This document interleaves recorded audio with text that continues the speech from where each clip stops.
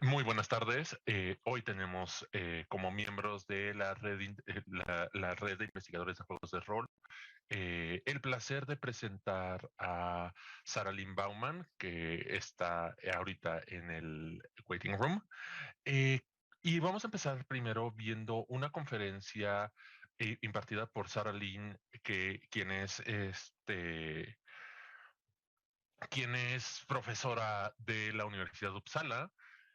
Respecto a rol identidad, también en colaboración eh, con la Transmedia. Bueno, ahorita se verá en el video, una disculpa. Empezaremos con eso y después de eso, el video que estamos por ver, la conferencia que estamos por ver dura aproximadamente media hora y después de eso continuaremos con un conversatorio con la propia Lynne que durará otra media hora a partir de la 1:30. Esperemos que estén con nosotros por la duración de este evento. Pues con eso comenzamos.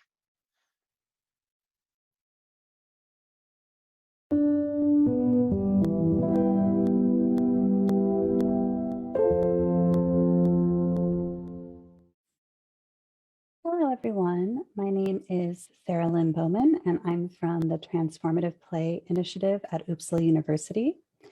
Today, I'm going to share with you an introduction to identity and role-playing games.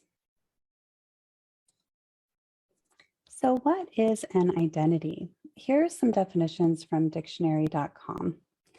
The first is the state or fact of remaining the same one or ones as under varying aspects or conditions. So there's this sameness over time, the state of being unchanging despite the circumstances. The condition of being oneself or itself and not another, so this sort of individuality. The condition or character as to who a person or what a thing is, the qualities, beliefs, and other things that distinguish or identify a person or a thing. So in this case, perhaps it's specific personality traits or cultural traits. The sense of self, providing sameness and continuity in personality over time, and sometimes disturbed in mental illnesses as schizophrenia. So here we're talking more about the ego identity, as we'll discuss in a bit. So this sense of continuity of selfhood, or this quote unquote sense of self, as psychologists might call it. And then finally, there's this emphasis on the perception. So how others see us and how we see ourselves. So identity can affect how we view ourselves with relationship to our own self-worth, other people, society at large, and culture. Humans find comfort in having a sense that their identity is fixed, that they are consistent and unchanging. As you noticed in those definitions, this was one of the major factors. This is especially true when that identity that they have establishes a sense of belonging in one or more groups, which means that people have a place in the social structure and a sense of purpose in life, etc. So humans also expect the identities of others to remain fixed based on their expectations, because this is comforting. People know what to expect from one another. They know the status hierarchies. They know how to behave, how to categorize each other, etc.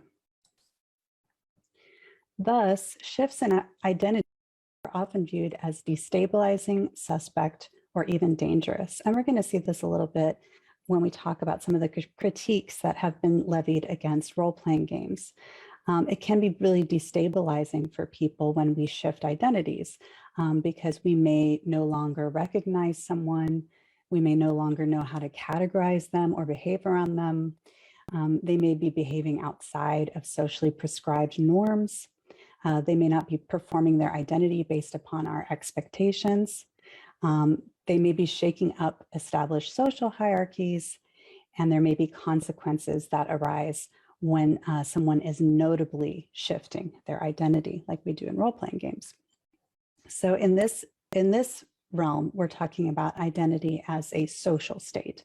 So we're specifically interested in the relationships between the person and the external world.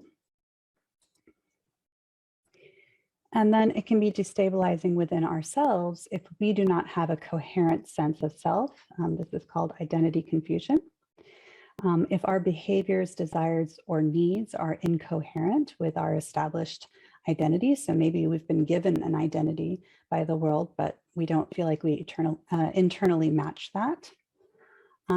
It can be destabilizing when we switch from one identity to another distinct identity. This could be unintentional or intentional, which is also called identity alteration. Sometimes we need to adapt to social expectations of behavior and personality. So we may be acting in roles that we don't actually find that comfortable. And also we could experience a strong shifting personality. So for example, dissociative identity. And so the idea here is that identity is also a psychological state as well as a social state.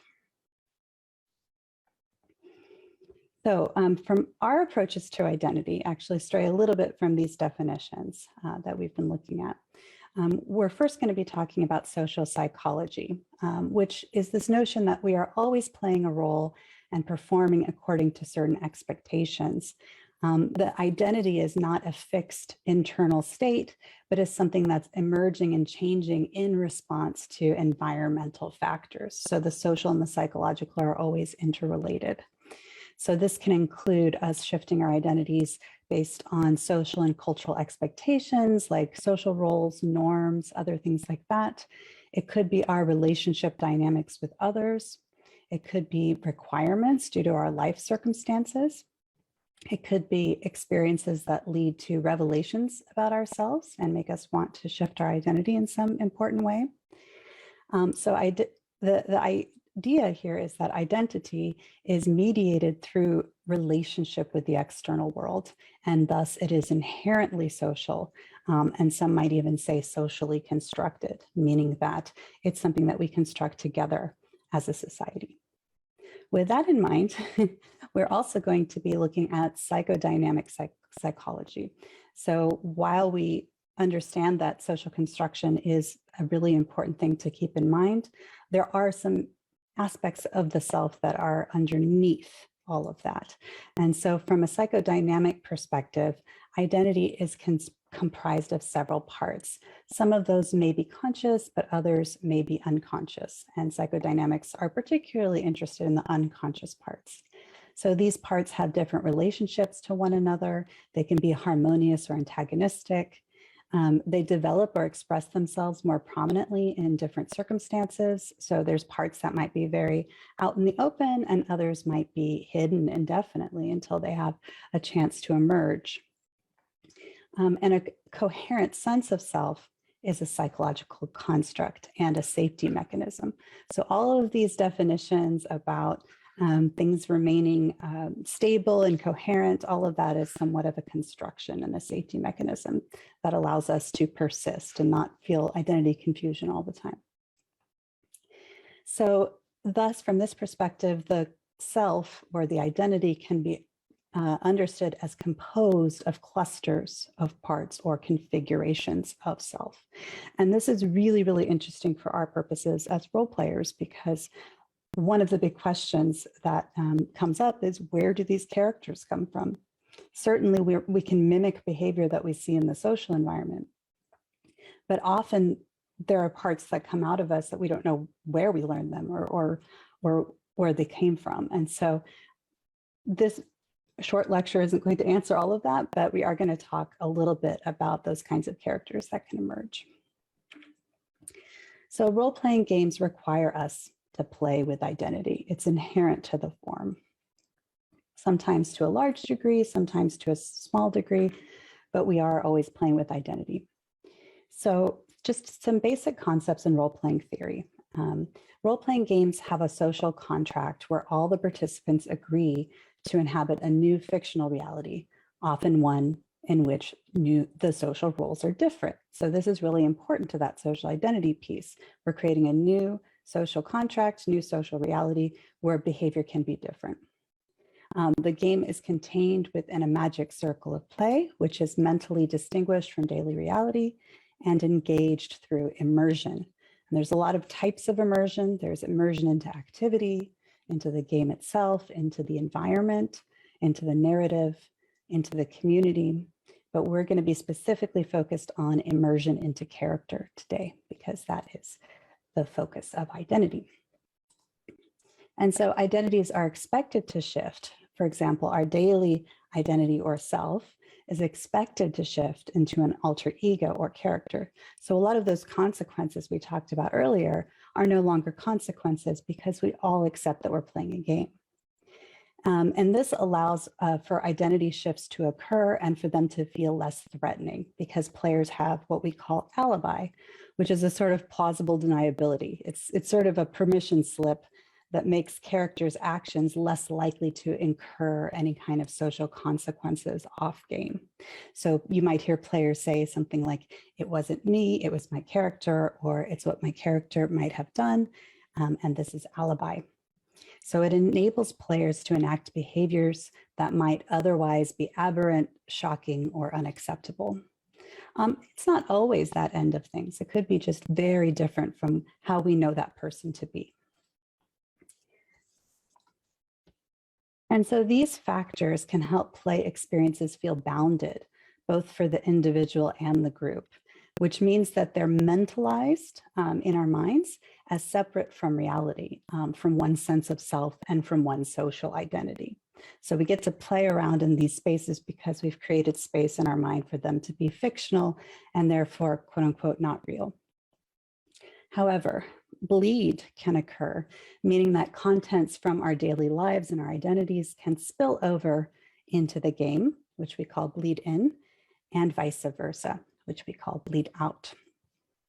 So emotions, thoughts, relationships, dynamics, and physical states could bleed in and out.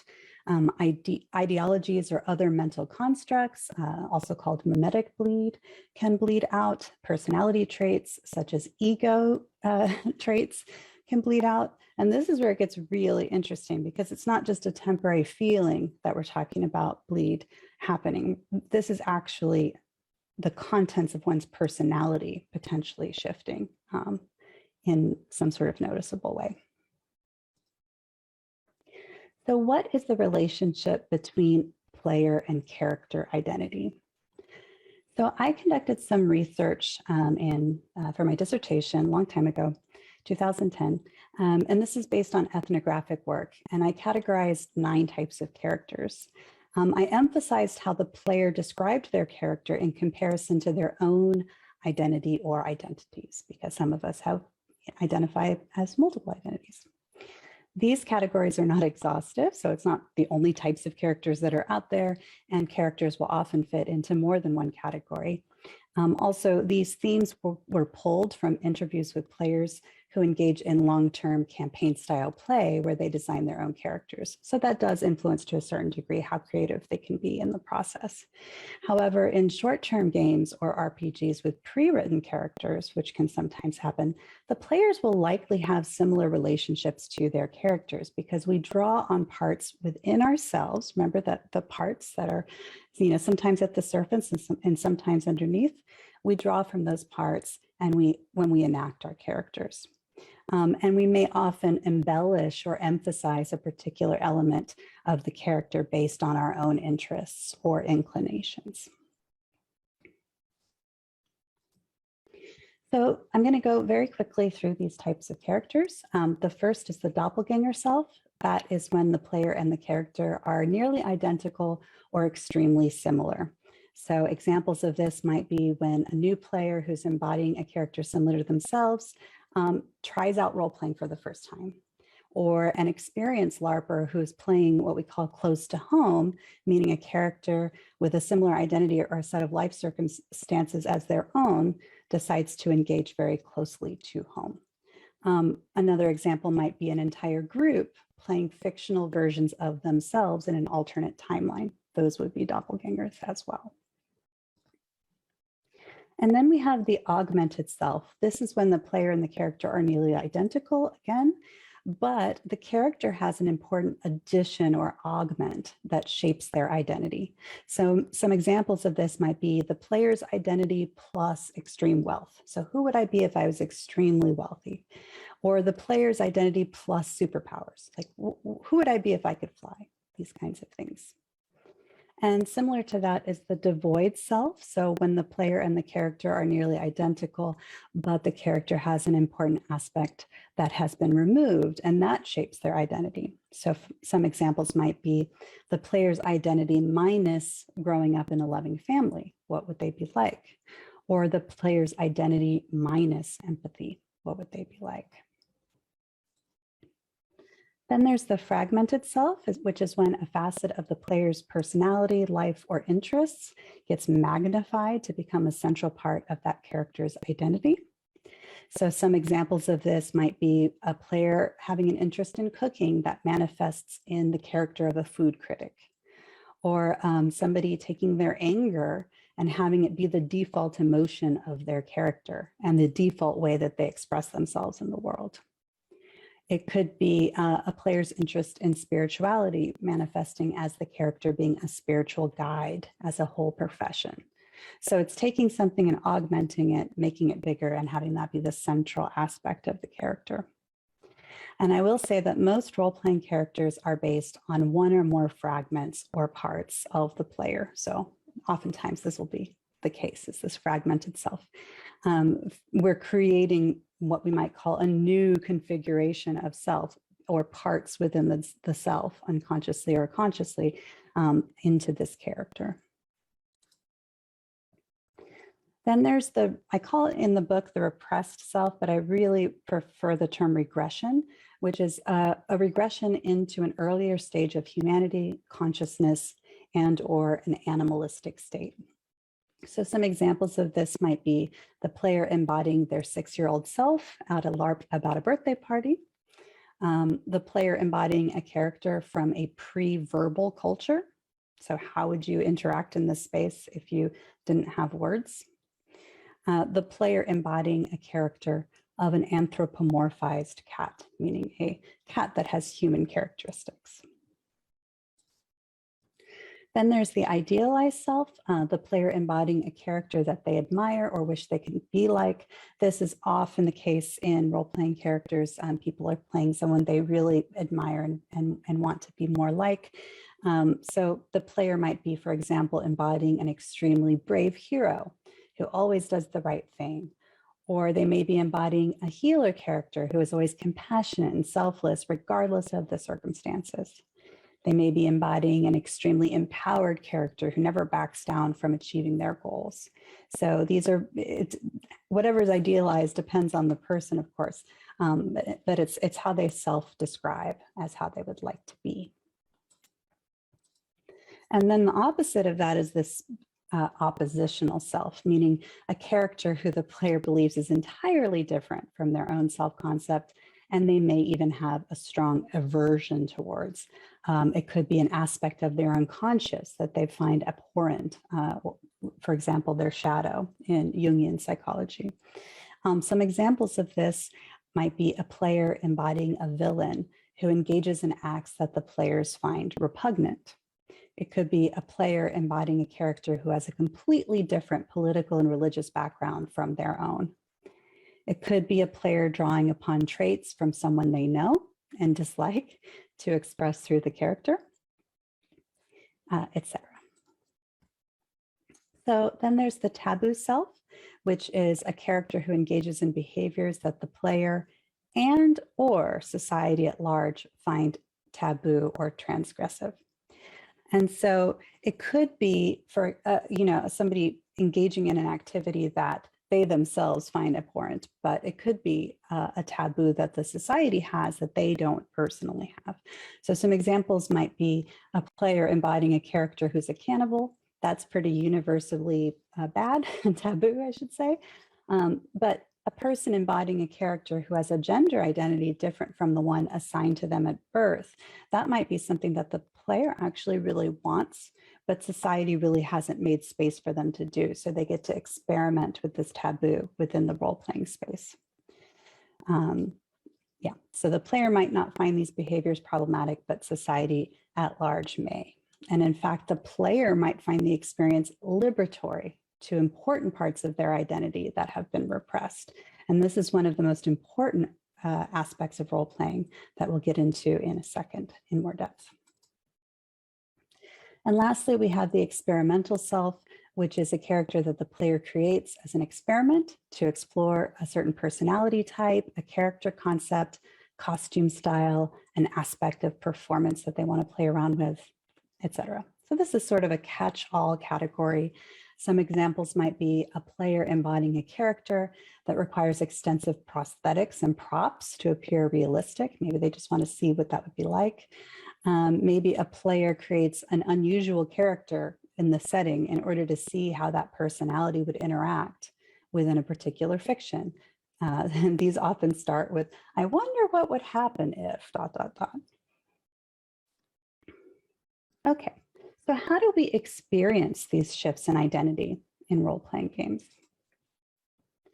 So first, there's this concept of immersion into character, which we talked about a little bit earlier. That's when we pretend to believe that our identity is different. We adopt the worldview of a character, which is also called perspective taking. We think, behave, and respond according to this new identity. And I will note this must be handled with care to avoid harmful stereotypes when we're playing someone quite different than ourselves. And then we return back to our daily identity or identities after the game. So this can lead to a sense of empathy for the character and potentially for other people in the outside world that have similar worldviews, personality traits, or experiences as that character. So there's a lot of metaphors for the way that we experience immersion as a phenomenological state. And what I mean by that is a phenomenon that we just experience that is not necessarily something we can put into words, but we try to put into words. So one of the metaphors is driving. So maybe you're in the driver's seat and your character is the car. So you feel like you have full control over the character's actions, and they're kind of like a toy that you're guiding. Maybe they're in the passenger seat. The player can share some control of the character's actions with the character. Maybe you're in the back seat, so you're watching the action, but the character has control most of the time. Or maybe you're just completely in the trunk. The player and the character feel undifferentiated and merged, or the character is controlling all of the action. So this is similar to the concept of steering, where players consciously steer the direction of character actions due to a variety of factors. So these might be practical reasons. They want to have a smoother play experience. They have an aesthetic ideal they're living up to. They have a desired personal experience that they want to steer towards. Sometimes they have ethical motivations or unethical ones, but the idea that we don't actually influence our characters' actions at all is probably not the case. We do to greater and lesser degrees, which is what this metaphor addresses.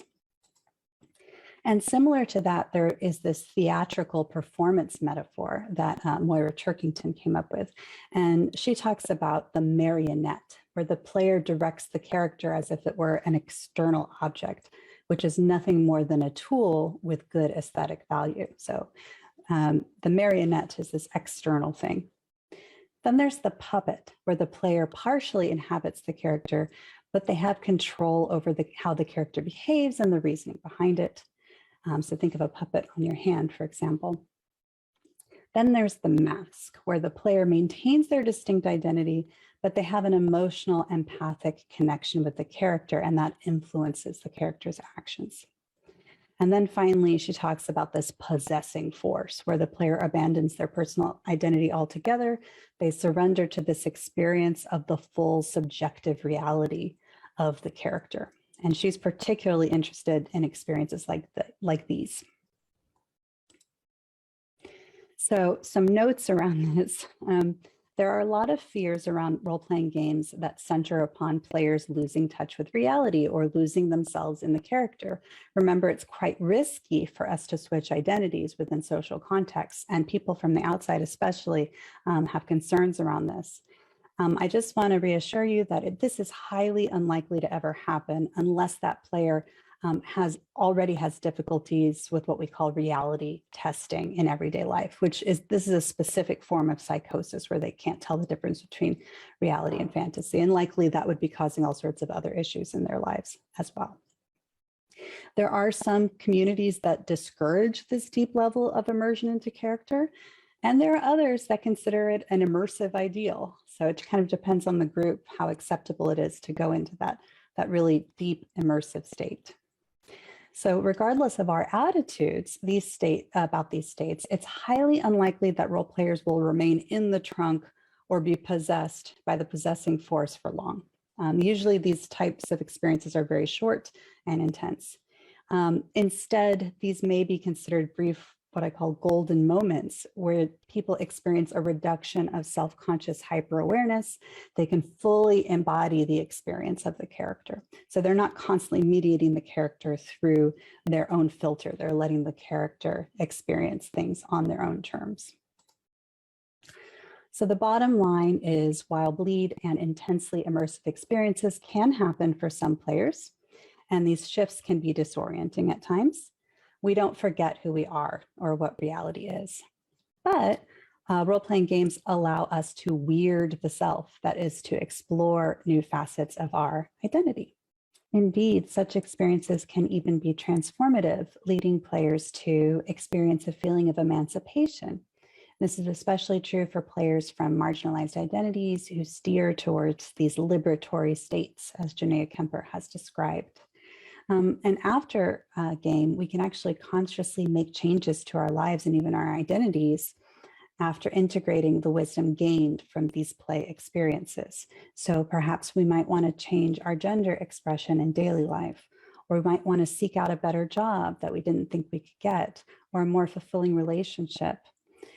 Perhaps we're using skills in our daily life that we didn't know we had, but we practiced in a role-playing game. So the bottom line here is that our identities are malleable, and that role-playing games can help us better discover and embody the selves that we would like to show the world.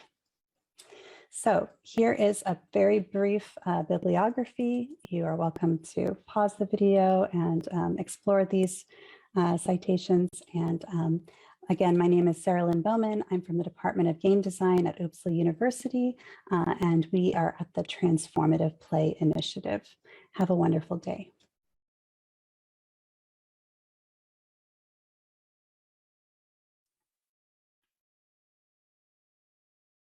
Oh, I can't hear you. Well, there we go. Thank you very much. I'm going to start first of all talking a little bit in English, then translating this little part into Spanish.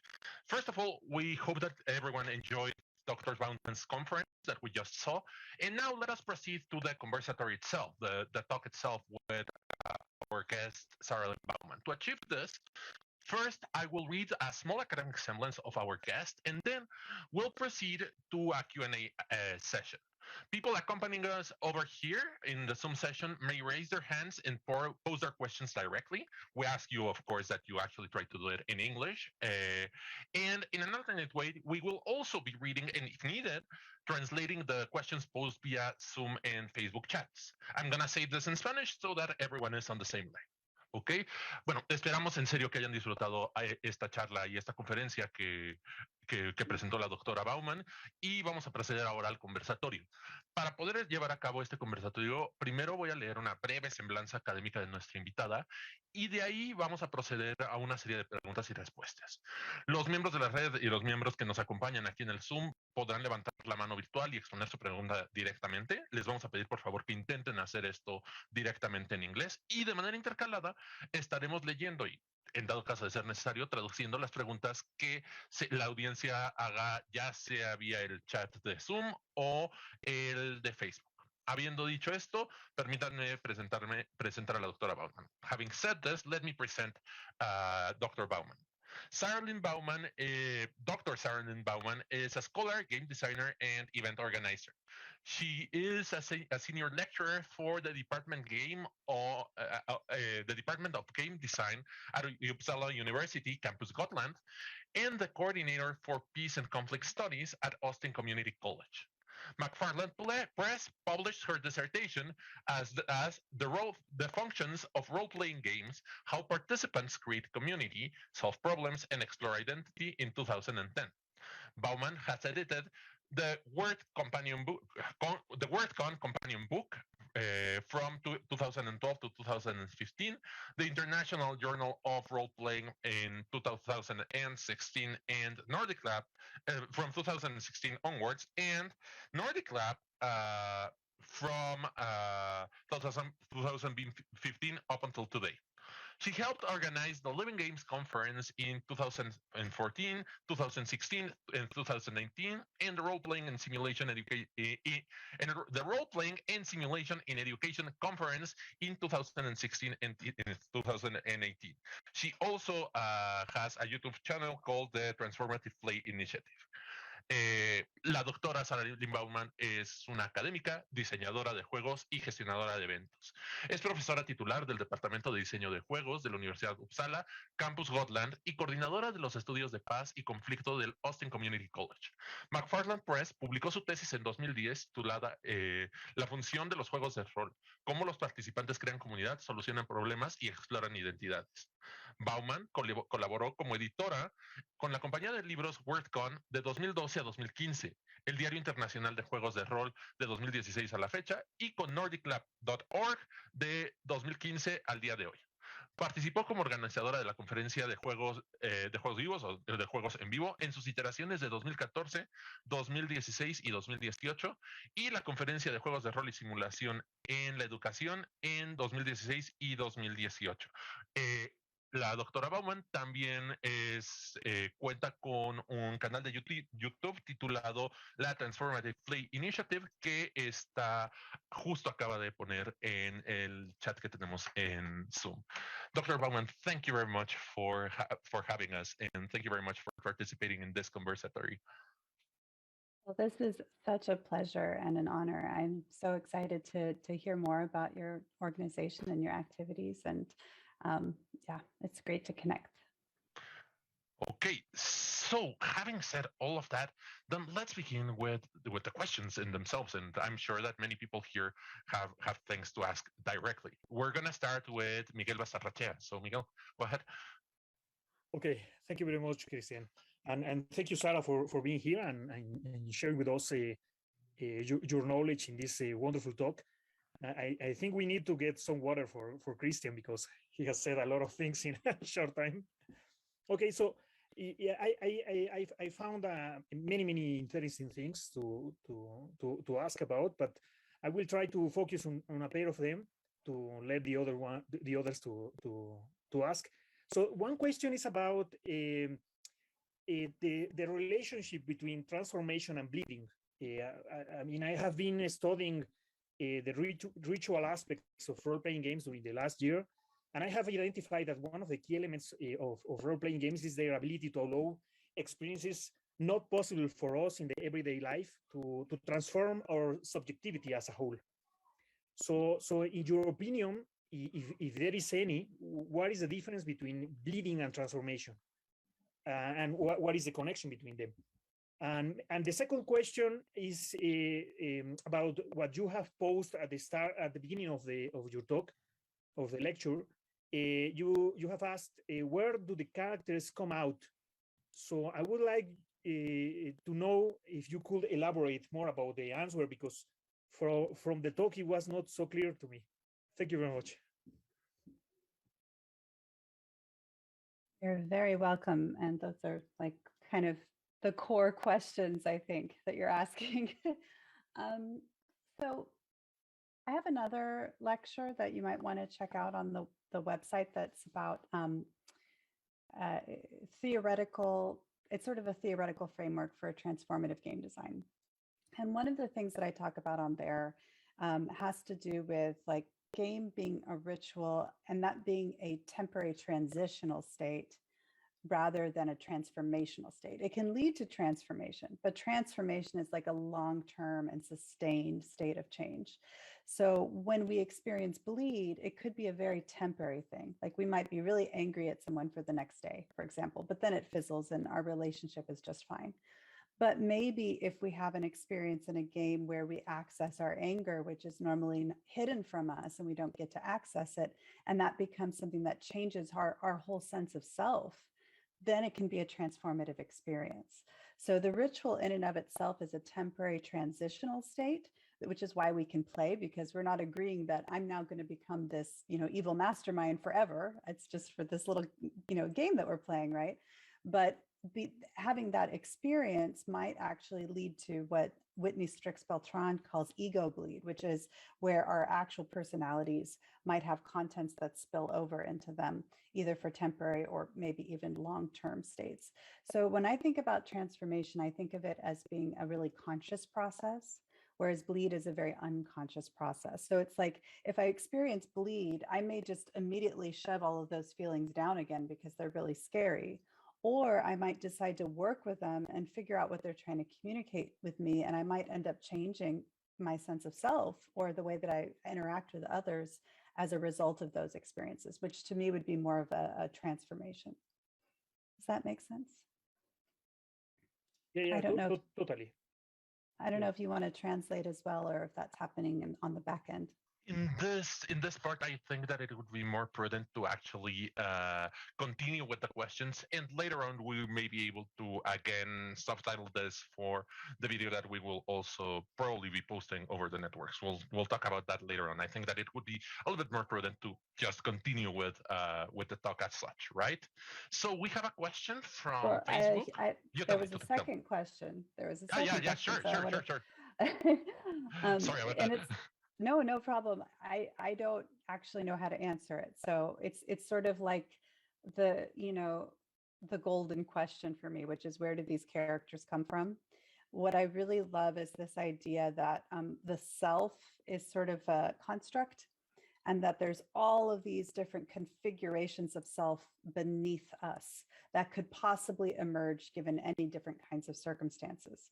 So who we believe ourselves to be, and like I said, it's really necessary for us to have a psychological sense of self, otherwise we can feel really destabilized. That can actually change quite dramatically in a very short amount of time when we're given different social circumstances and opportunities. A lot of stuff that's submerged in the unconscious can arise. And so where does it come from? There's lots of different answers. There's metaphysical answers. There's, archetypal answers. There's, Freudian answers, about like repressed drives and whatnot. But I think that it's a very vast territory, and it's to me it's the thing that cannot be answered, and yet the only thing that's really interests me, honestly. So it's in that tension of like, what is consciousness? I mean, these are big questions. So yeah. I will be very interesting to know about these metaphysical answers, but maybe I can send you a mail and ask you later. Absolutely. Yeah. I'd love to talk to you about it. Okay. So thank you very much. Thank you very much. We have another question now via Facebook that reads, this is by Ricardo Morales, and it reads, if I play a character from a religion XX, then in real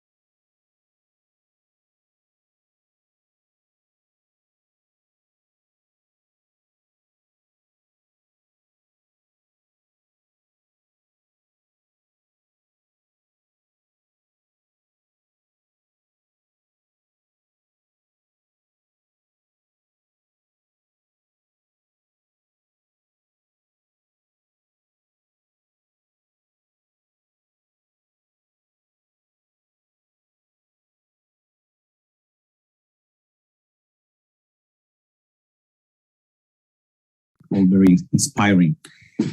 To what Miguel already asked, and what did you say about the final question that maybe arises some metaphysical issues and all the psychological things you can choose between Freudian or Jungian archetypal style, because maybe there's a problem or a tension between something that role-playing games help us to see, that there are two questions in the performance, in the ritual, that we can say the role-playing games has an aspect of ritual. No?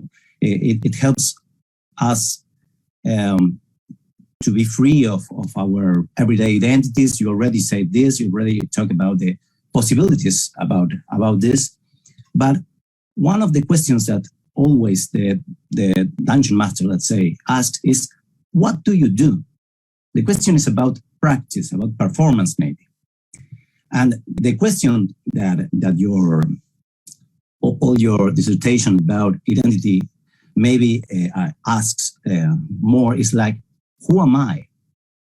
It's of course not the same, and there's a relationship between the two questions that role-playing games maybe helps us to watch, because metaphysically maybe are there already in ourselves these identities that can arise given some stimulus, or maybe in the practice when this is what you do, we construct them and socially construct them in a ritual way.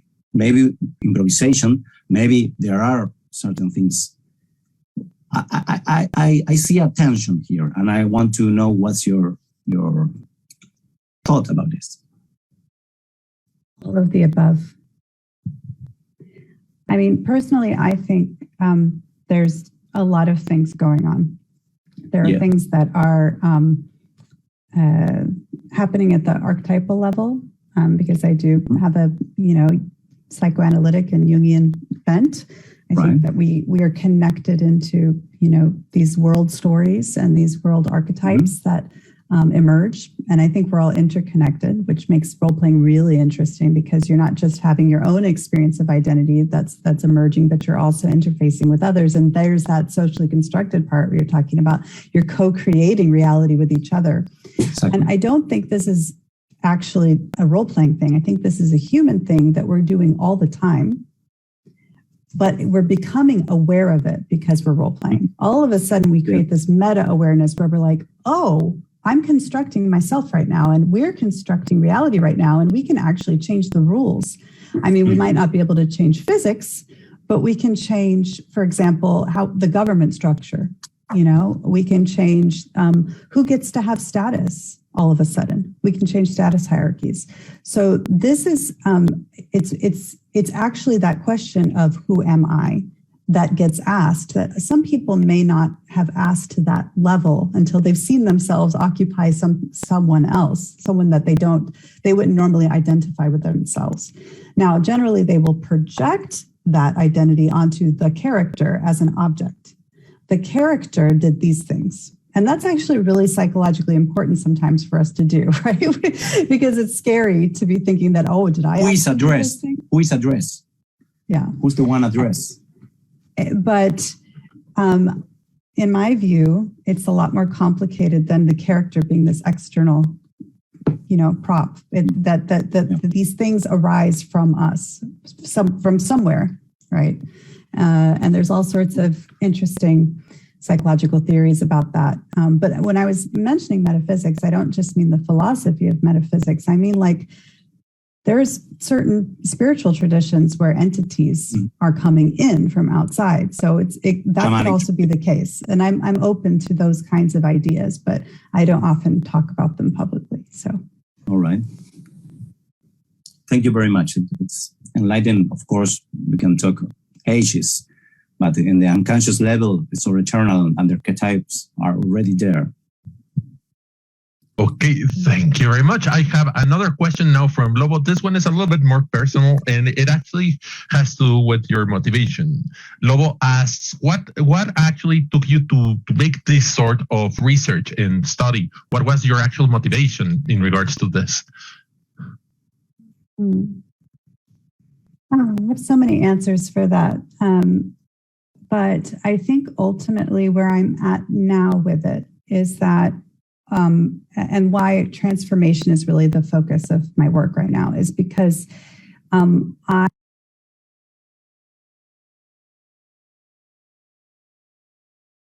role playing in ways that I was not able to do in my daily life as much. So they're really profound experiences that were happening, and then I became fascinated with them. And then I started to just randomly ask people questions about their experience. Speaking of motivation, like what motivates them to play. And I wrote a term paper about that when I was around 20. And then about 10 years later, when I was writing my dissertation proposal, I was like, maybe I should return to that research. That seems like a really interesting line of inquiry. That's when I was getting into a lot of this archetypal stuff and trying to figure out, what fantasy, for example, actually represents as a genre. And so then I sort of expanded that to really focus on role-playing games, and particularly the social and the psychological aspects of role-playing games, which isn't often, I think it more so is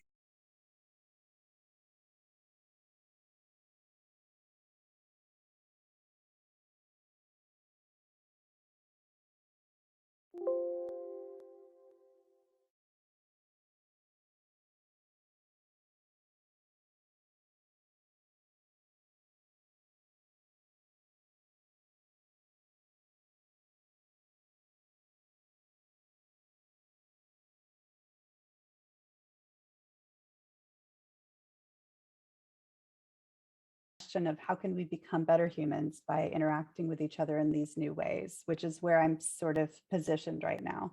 I don't know that my 20-year-old self would have articulated it that way, but that's how I'm interpreting it now. Okay, perfect. No, go ahead. So I'm going to ask here in the Zoom session if anyone else wants to participate. If not, we'll continue with a couple of questions that actually we as organizers actually had that we actually wanted to pose. So, but before that, those ones, would anyone else care to pose another question to our guest? I'm guessing no, because I don't see hands raised. Well, Miguel, again, go ahead, please. Yeah. So I have a question regarding the game director and this identity shift, because personally I have experienced a lot of difficulties when I had a very large campaign, and I was the dungeon master then, and I noticed that this identity shift was dramatically different from the players. No, that was my particular experience. So have you investigated about this difference in the identity shift that occurs for game directors and role players? Can you explain to me in your own experience why it was so different and what seemed different about it? Yeah, well, when I'm a game director, I tend to enrich the game with the NPCs, a lot of them. No? So in that way, maybe I compensate my lack of abilities to describe pretty well the situations using characters. And then at some point, I have, I don't know, like more than 20 or 30 relevant characters that were involved in the narrative, no, in the current state of the events in the world, no, on the campaign world. So, I mean, I noticed that for the players, they were all busy only about their own character, but I wasn't. No? I was trying to interact with them and with myself in some way to make rich and vivid NPCs. Yeah. So the GM in traditional role-playing games has a big job. They have to embody everyone in the world, So if the player characters go up to the shopkeep has a personality.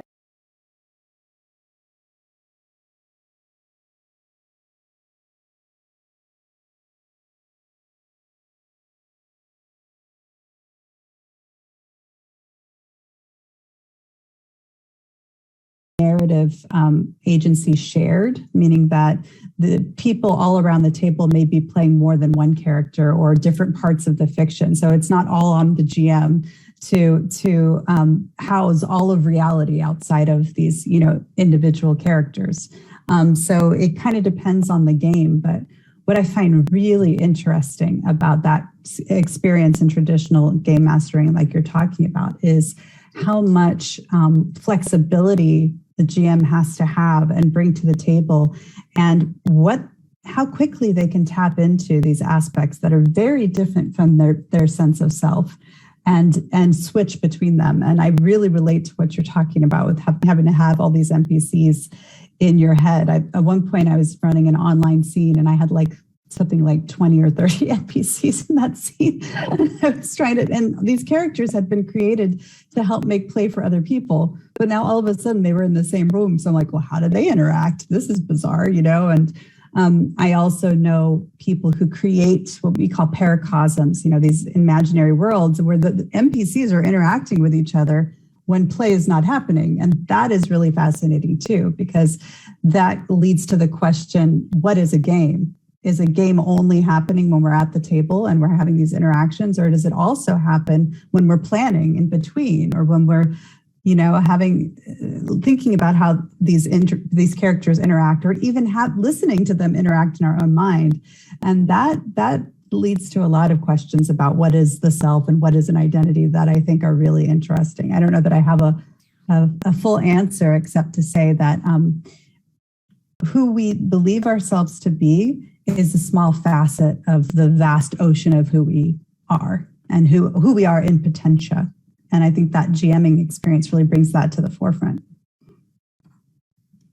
Yeah, and you have wrote something very interesting that I at some point I noticed, but then I think I kind of forget that actually the game happens in between the games. No? So there is a very interesting phenomenon happening there. But thank you very much, Sarah, for your enlightening question. Thank you very much, Sarah. We're going to continue now with one of the questions that we had when we were actually organizing this, and then we'll continue asking people around here. But we actually were wondering, what do you think have been the relevant identitary factors that actually create communities, that actually lead to the formation of player community? Oh, that's a big question. I think that having a powerful experience with other people leads to community in and of itself, especially an experience where people feel like they're liberated, like that's part of their identity.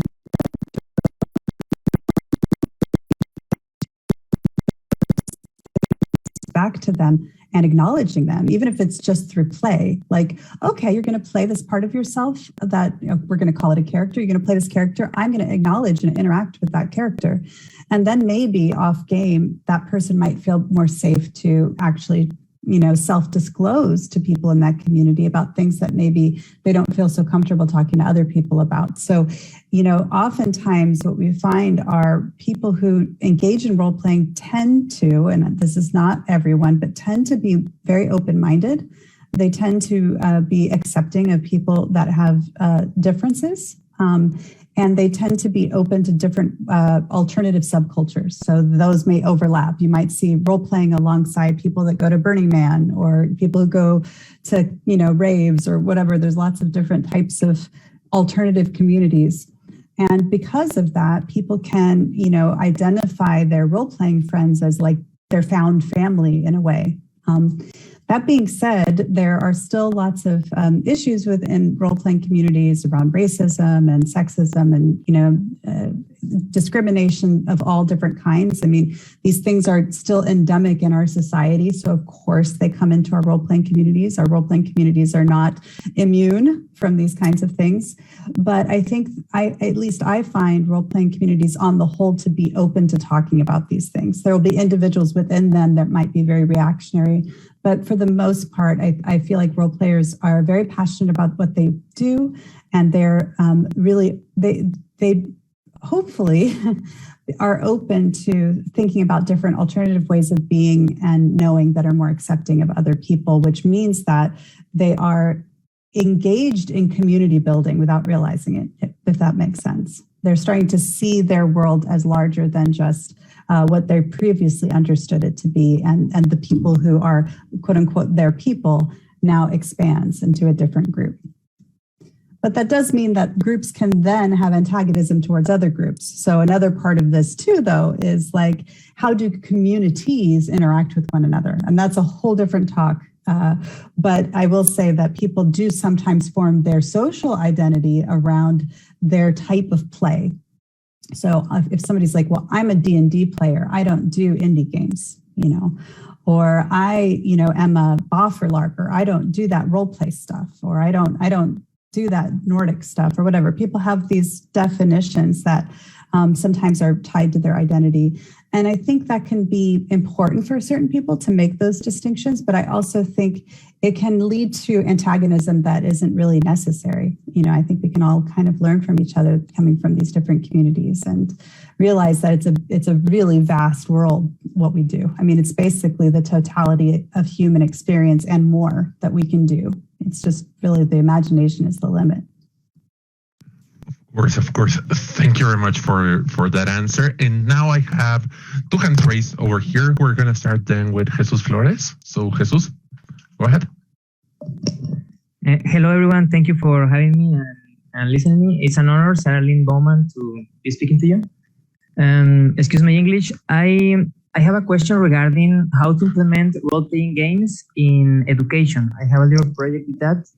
And I'm really interested in the part of the transformation that you mentioned, not only to teach curricular stuff, but also to develop social skills and precisely to awaken that human factor between students. I work with middle schoolers, but I guess these kind of games are applicable in all levels of education. I'm just really interested in what you have to say of these kind of practices and if you have any tips for doing them. Thank you. Oh, well, I'm kind of writing a whole book about that right now, so I don't know if I have a really short answer for you. But it's definitely one of the research fields that we're very interested in the Transformative Play Initiative. You're absolutely right that it can be used at any age level. I know of people working with elderly folks using role-playing games and elderly folks having incredibly transformative experiences from that. I think that as human beings, we are always learning. We don't always perceive it as learning. When we are consciously learning, like if we're in a class, it can feel really hard. And we can build resistance to it for various reasons. Sometimes that resistance might be socially put upon us, like people have told us that we're not very smart for some reason or whatever that is. Or maybe we, have a learning disability, or we have a belief about ourselves that we're not good at a certain thing. And so learning environments can feel really oppressive to some people or boring to others, if your mind works really fast and the curriculum is going very slow. So what role-playing can do is actually allow us to train multiple things at once. You mentioned social skills, but we can also work with curricular materials. We can practice persuasion. We can, do teamwork. There's all sorts of different things that we can do depending on the design of the game.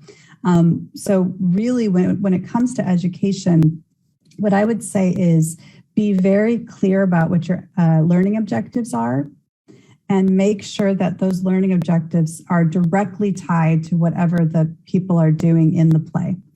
So if they're doing too many other things, then they might learn a bunch of other things, but you might miss that specific learning objective that you needed them to do. This is especially important if you're using a standardized curriculum and they have a very specific thing they're supposed to be learning that week. Try to frame it before and after. So make sure you're giving them that information that they're supposed to be learning before. Then they go into the game and they get to play around and maybe they'll learn that lesson, maybe not.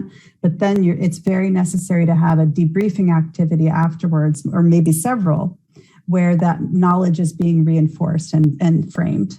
So this is a little bit different than what we might do in a leisure game, where maybe at the end of it, we're not saying, what did we learn today? I mean, I would love to be in a leisure game where we do that, because I think we're always learning.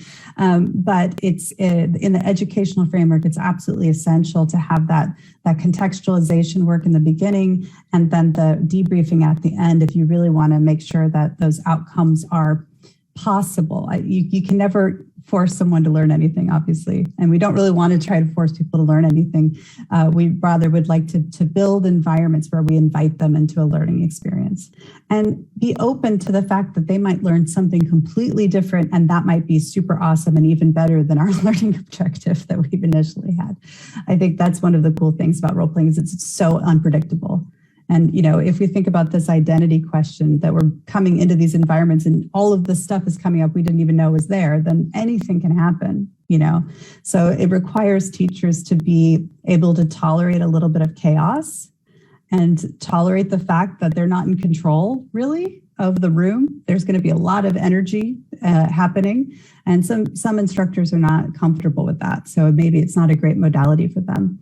But for instructors that are really flexible and can roll with it, then I think it's just a wonderful gift you can give your students to hold space for play.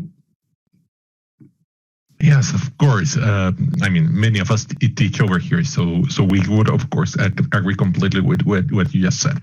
Now we have Marcos also with his hand raised, so I'm going to give him the microphone, so to speak. So Marcos, go ahead.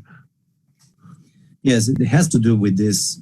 Maybe it has to do with the learning experience and the group experience, because you already talk about this traditional shaming thing with identity, and of course your dissertation was about the types of character and relationship between players.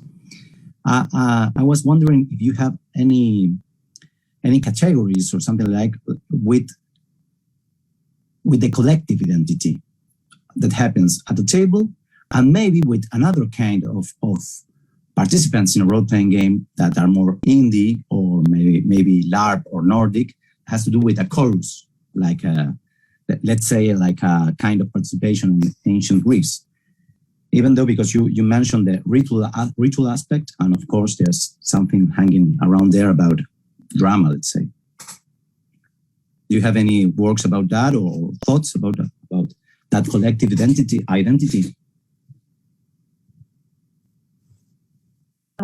That's a collective identity can mean many things, Yes. and so that's a huge question. I will say that, like you mentioned, drama. I've been really interested in identity and heritage work lately, and using role playing as a form of heritage.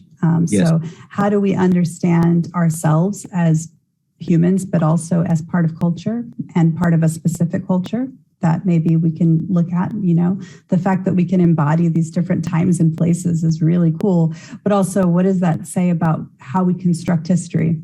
And also who gets to be included in that construction of history, and who gets to be excluded, because that could be a really big problem in communities, particularly when marginalized folks don't feel that they're being included in this vision of community that's being projected through these stories. So I don't know that I have a categories in the way that you're hoping for, because I haven't really looked at that sort of level of identity building on the community level.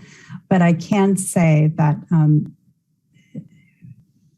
it is our nature on some level to want to belong to a group and to try to figure out where we belong. And because of that, we create categories like the ones I just showed you, because that's how my mind makes sense of things. And sometimes they resonate and sometimes they don't. But oftentimes we're trying to track how well we fit into a group, because for survival reasons, so that we can feel like we'll be cared for, and that we won't be rejected if, throughout life. That's great. It's wonderful that we can find community and we can connect, but it also means that people can have this in-group versus out-group behavior. And I have studied that. I have a an article on social conflict in role-playing communities and the way that these sort of schisms can occur. I do categorize certain types of things that can bring that up, such as power dynamics between the GM and other players, intimate relationships that can cause a lot of conflict. Bleed in, bleed out.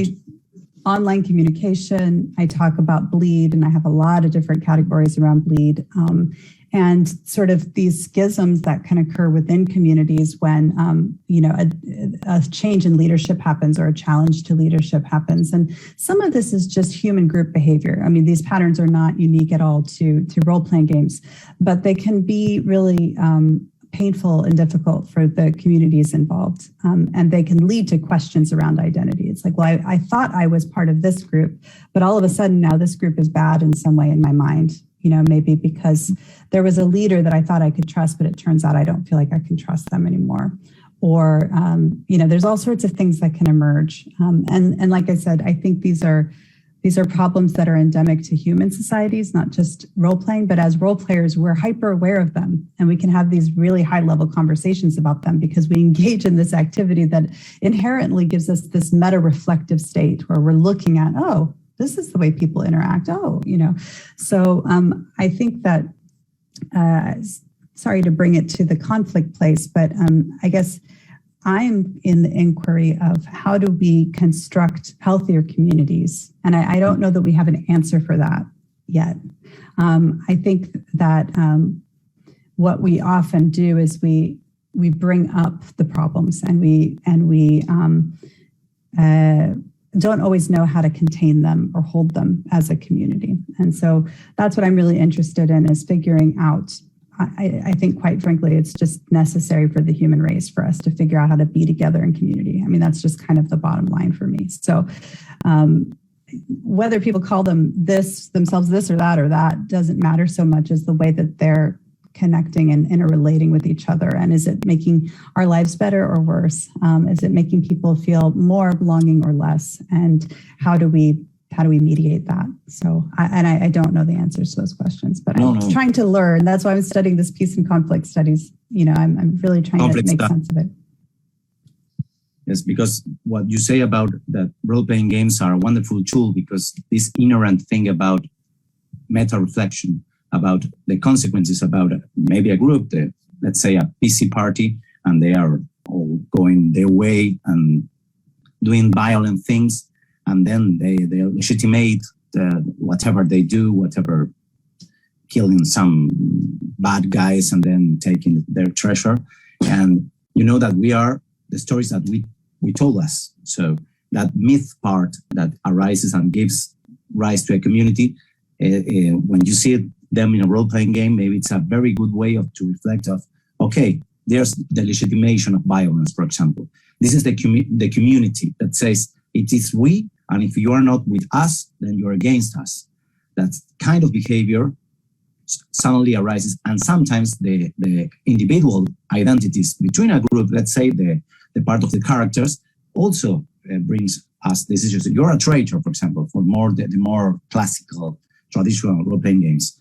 There are other role-playing games where the PvP is expected, and there's a lot of what other games call metagame going about, and you have to say, okay, there's tension between these characters. Why? Because this has this ideal, and this one has this other ideal. And you can see it with some perspective. I would like to see some categories about this thinking about the belonging or not belonging, let's say. Well, maybe we have to work with that. Thank you very much. That's for the next seminar. We can come and give a talk about that. Yes, I'm a historian. I work too with violence and representation of violence. So I would really like to see it through. I think it was in the last International Journal of Role-Playing Week that came out in December, but I think there's a analysis of game violence in the Player's Handbook, the 5th edition. Oh, I have to start. Yeah. I'll see if I can find it. I think that's the one that we've released. I'm pretty sure. So that's available. Thank you very much. Okay. Perfect. We have one last question so that we can start closing up things. Ricardo Morales asks over Facebook. I'm a teacher. What can I say to the university principal to promote the role-playing game as a teacher technique? I will say some people just hand them my book. It seems to have a sort of currency to it. People come up to me and tell me that they do that. So it appears to work sometimes. There's something about having an academic say this is good for you that, and here's a bunch of data, even if it's anecdotal data that I've collected and summarized. Usually it's first of all, there is a field of study around this, and that is something that you can lean on. But also, there are lots of adjacent activities that are good to call to mind to see if you can find some common ground.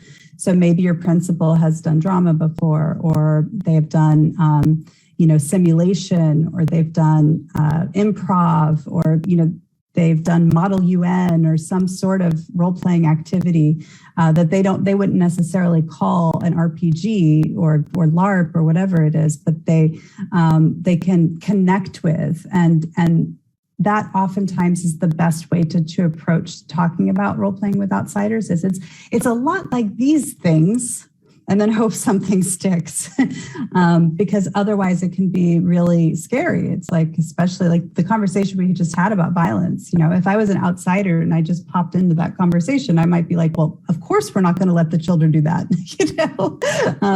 So a lot of it is how we choose to represent it and how we choose to talk about it. So, for example, specifically with regard to violence, I personally don't necessarily think that role-playing games need violence to be stimulating and interesting. But if that is what you want to play, that's totally your prerogative. Then maybe just talking about it in terms of empowerment, because kids often feel very disempowered. They feel like they don't have a lot of control of their life. And so role-playing games can allow them to have the center stage, to have the spotlight, and to make meaningful choices that some of them have consequences. And you can also talk about that. It's like, yes, there's violence in this game, but I also enact consequences when people act unethically, right? And that's the way I see a lot of therapists and educators using, material like D&D, is to actually teach ethics through it. So yes, you can go and you can have that rampage, and then we will process this as a group, both in character and then out of character, like how that felt for the other people in the group. So a lot of it is like, how do we frame it? Do we frame it as, we're going to get excited about going and killing a bunch of stuff today, if that's the only framing you're giving it? Or is it like, we're going to have this experience where we're going to allow these sort of, taboo things to emerge, and then we're going to have a conversation about what that was like. What did that feel like in your body? What did it make you think about? How did it help you connect to maybe things that are happening in current events? Like, did you get another view of what that might be like? So how you frame the activity, particularly in an education setting, again, is really crucial. Okay, so yeah, we would actually do that, of course. So now, before we actually close everything, I would actually like to invite now Miguel, who is actually the president for this Role-Playing Games Research Network, to actually say a couple of words also. So, Miguel. Thank you, Christian. Yes. So let me talk about us a little bit, Sarah. So we have been, we are an academic organization. Of course, it's composed of people doing stuff in the academia, but also people who has experience in role-playing games and who are not formally academics. So our objective is to foster the academic studies of role-playing games. We started in Mexico around 2016, and then we did these colloquiums of role-playing game studies that we did in Spanish, and now with the years we have been able to get in touch with peers from the rest of Latin America and Spain and even in the States. And for example, Marcos is from Argentina, and we have another colleagues from Colombia and even from Brazil. So yes, in general, we are trying to motivate the studies, the role-playing games studies in Latin America or in Iberoamerica, and create both conferences and impact in our role-playing communities, and also we are trying hardly to develop academic papers. No, we have already published a book in Mexico with the papers and the articles from the first colloquium we had, and we are working hard to produce some proceedings from the other conferences, and actually we are working right now in launching in collaboration with the New Jersey Institute of Technology, a journal, a bilingual journal of role-playing games. So that's basically the what we are us, no? And we are very happy to have to get in touch with you and have this exchange, you know. And I'm confident we will have more opportunities in the future to exchange knowledge. Actually, we are planning for the 6th colloquium at the end of this year. Lobo is one of the organizers, and for sure we would like you to participate in a plenary or something like that. I'm not sure if the others have something to add about this. That is just incredibly remarkable to me, and I'm so happy to hear about all of it. I'm just going to share with you what we're doing at Uppsala with the Transformative Play Initiative, because we have online events like this every month, sometimes twice a month. And we also have a town hall meeting. And we really want, because, you know, of course, it's very EU and US heavy, and we really, really want people from Latin America there. So please, please, please feel welcome to attend our events. And hopefully we can have some speaking opportunities as well. We're trying to apply for funding right now, so we'll see how all of that goes. But our intention is to keep this going and to really try to build a global community. Speaking of communities, and, you know, for us to stop seeing ourselves as part of, you know, our regional areas or even, you know, specific types of LARP or role-playing games, but as like, we all do this amazing thing, and let's share our knowledge. And along those lines, if there are articles that you can translate, we'd be happy to publish them in the International Journal of Role-Playing if they're academic. And if they've already been peer-reviewed, especially, that would really help, because then we can just republish it. Otherwise, it might need to go through another round of review. But we really want to also, you know, facilitate as much as possible translation work, because there's so much knowledge in these different communities that's, you know, contained, which is great, but also it's limiting in terms of what we can share in the big picture. So yeah, just that is like sort of an open opportunity. So if you want to send stuff our way, we'd love to see it. Yeah, thank you very much for the offerings. Yeah, we have a couple of them in English already, and of course we have been making progress on like fostering the community to write and read in English and to produce in English, right? But also in Spanish, no? So that's why we are trying to make everything bilingual. And we of course have tried during these colloquiums, for example, to keep the academic rigor and make everything with peer review and so on, because we believe this is very, very important to develop academia. No, so but that's wonderful. I think a lot of us will be eager to participate in these activities, and we will get in touch with you about this offer you are kindly posing to you to us. We're happy to reprint the Spanish versions as well in the journal if you'd like them to both be present. So. Okay, perfect. Yeah. Thank you. Okay, thank you very much, Suddenly. We would like now to present you, show you what we will be sending you over, a small token of appreciation, a small paper that actually says that you were here with us and whatnot, right? I can keep with this. And again, we are really, really, really, really, really glad to have been able to have this wonderful talk with you. It has been an absolute pleasure. And I'm gonna close now with by inviting everyone to our next